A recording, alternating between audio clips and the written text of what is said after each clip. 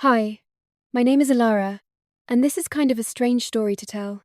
A little while ago, I was visiting my grandpa Silas at the Oakhaven Lighthouse. He's been the keeper there forever, and it's usually so peaceful, just the sound of the waves and the beam of the light. But this time, things got really weird. See, I'm pretty connected, you know? My LinkNet is basically an extension of me. All the info, all my friends, everything just a thought away. Grandpa, he's more old school, happy with the real world. That night, the digital comms started acting up. These freaky warnings about some kind of cognitive resonance thing.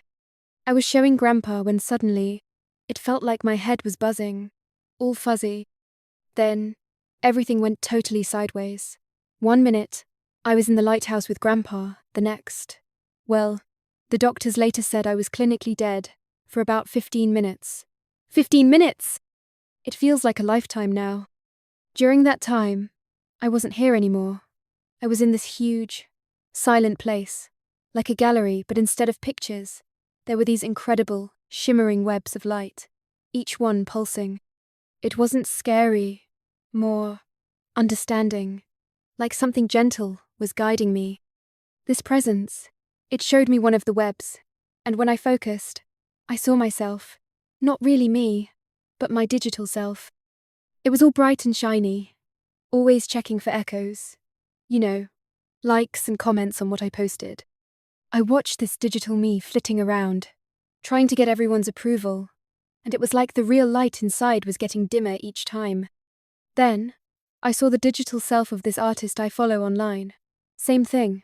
So much pressure to be perfect, to fit in, that it seemed to be squashing her real creativity.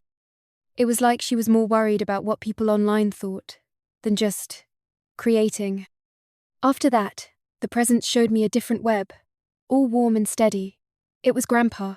I saw him when he was younger, fixing the lighthouse during a storm, so focused and calm. Then I saw him and my grandma, just sitting together, not saying much, but you could feel how connected they were. No phones, no posts, just being. It hit me. All the time I spent online, chasing likes and scrolling through everyone else's highlight reels, I was missing out on what was actually real. The quiet moments, the real connections.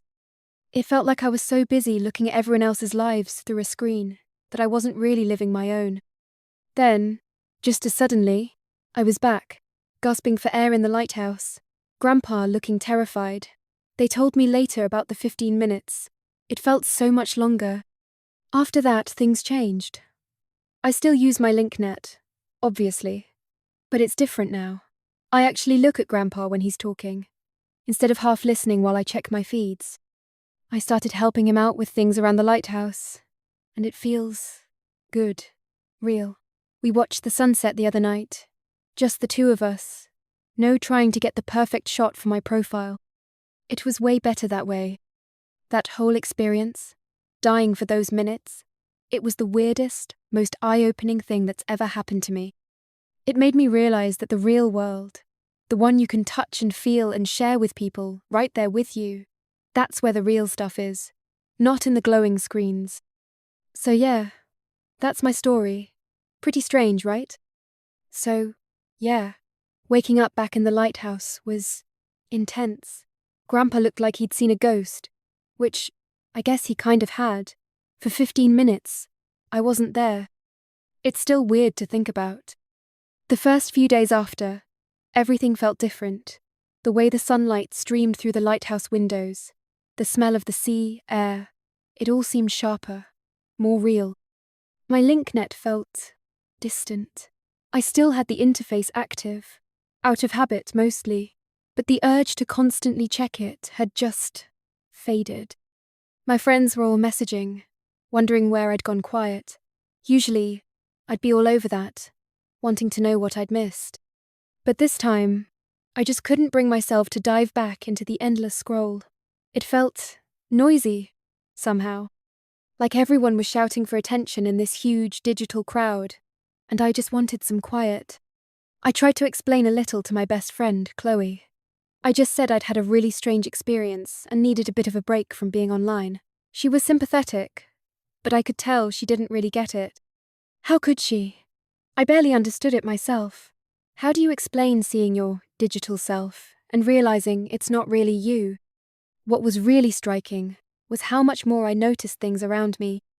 The way Grandpa's hands moved as he mended the fishing nets, the different cries of the seabirds, the intricate patterns in the lichen on the rocks outside. Before, those things were just background noise, something my attention would flit over on its way back to my link net. Now, they held a kind of quiet beauty I'd never really appreciated. One evening, Grandpa was telling me about this huge storm that hit Oakhaven years ago. He described the way the waves crashed against the rocks, the wind howling like a banshee, and the incredible responsibility he felt keeping the light going. Usually, while he talked, I'd be half listening, maybe looking up facts about historical storms on my link net, but this time, I just listened. I watched his face, the way his eyes crinkled at the corners when he smiled at a memory, and it was captivating, more interesting than any simulation or historical archive I could access. I started going on walks with him around the headland.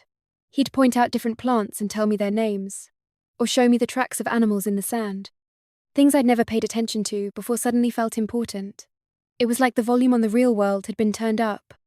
Of course, the pull of the link net was still there, a sort of phantom limb sensation. Sometimes, I'd instinctively reach to swipe or tap at the air. But then I'd remember those shimmering webs, the difference between the bright, steady lights of genuine connection and the flickering, validation-seeking ones, and the urge would pass. I even started leaving my interface off for longer stretches. At first, it felt weird, like I was missing out on something crucial. But then I realized that what I was missing out on was happening right in front of me. A conversation with Grandpa, the feel of the wind on my face, the satisfaction of actually doing something with my hands. Chloe eventually came to visit me at the lighthouse. She was glued to her own link net most of the time, scrolling and chatting. There were moments when I felt a pang of my old self, wanting to jump back into that digital flow. But then, I'd look at Grandpa, patiently mending a piece of equipment, or out at the endless horizon of the sea, and I'd feel this quiet sense of peace, a peace I hadn't realized I was missing. I tried to explain a little more to Chloe, about feeling like I'd seen a different way of being. She nodded politely, but I could tell it didn't really click. And that's okay. It was my 15 minutes, my weird journey to that silent gallery. It changed something inside me, a shift in perspective that's hard to put into words. I still use my link net. I keep in touch with my friends. I learn new things. But now, it feels more like a tool, something I choose to engage with, rather than the default setting for my entire existence.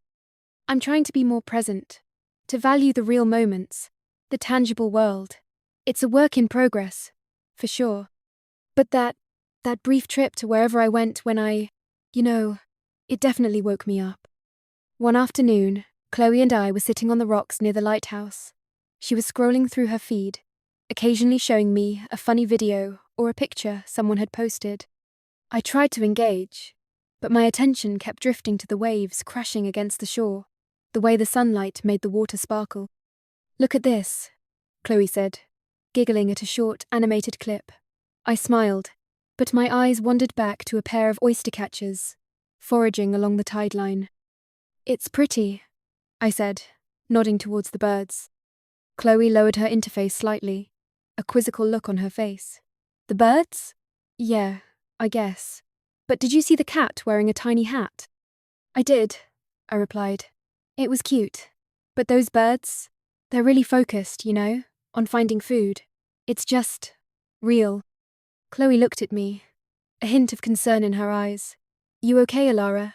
You've been a bit different since you came back from Grandpa's." I hesitated. How could I explain? I think I realized how much of my attention was going to things that weren't really there.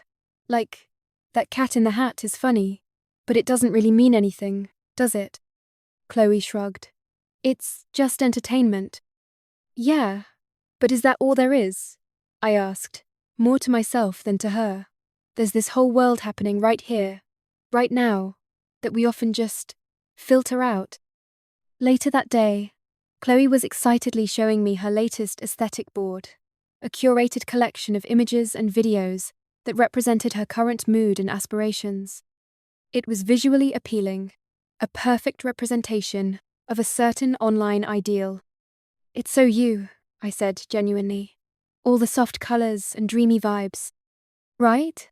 she beamed. "I spent ages putting it together. What do you think?" I looked at the shimmering images, the carefully chosen filters. "It's beautiful, Chloe. But what about what you're actually feeling right now? Not the aesthetic, but you?" Chloe frowned slightly. "This is me. Kind of." "I know," I said gently. "But sometimes, I wonder if we spend so much time creating these perfect online versions of ourselves that we forget about the messy, real us underneath." She didn't say anything for a moment, just looked back at her aesthetic board. Then she sighed. "Maybe you're right," she murmured. "Sometimes it feels like I'm more concerned with how it looks than how I actually feel." That was a small step, I thought, a tiny crack in the perfectly polished digital facade. I also started to find joy in simple, tangible things. Grandpa taught me how to tie different knots, and the feel of the rough rope in my hands was surprisingly satisfying. We spent an afternoon painting some of the weathered buoys, the smell of the paint and the feel of the brush grounding me in the present. One evening, the power went out at the lighthouse during a minor storm. Usually, I'd be panicking about losing my connection, but this time, it was different. We lit some oil lamps, and the soft, flickering light cast long shadows on the walls. Grandpa told stories of his early days as a lighthouse keeper, tales that felt more alive in the warm glow of the lamps. Chloe, who was still visiting, even put her interface down for a while, drawn into the atmosphere. In the quiet of the lamplit room, without the constant hum of digital information, we actually talked, really talked, about our fears, our dreams, the things that truly mattered to us. It felt human, deeply human. The power eventually came back on, and Chloe instinctively reached for her link net. But even she seemed a little less attached, a little more aware of the quiet connection we had shared in the darkness. My 15 minutes, they weren't just about seeing those webs of light. They were about getting a glimpse of what it feels like to be truly present, to connect with the real world and the people in it, without the filter of a screen. It's a lesson I'm still learning, every day. And sometimes, when I catch Chloe looking up from her interface, at the sunset, or the waves, I think maybe, just maybe, a little bit of that understanding is starting to ripple outwards.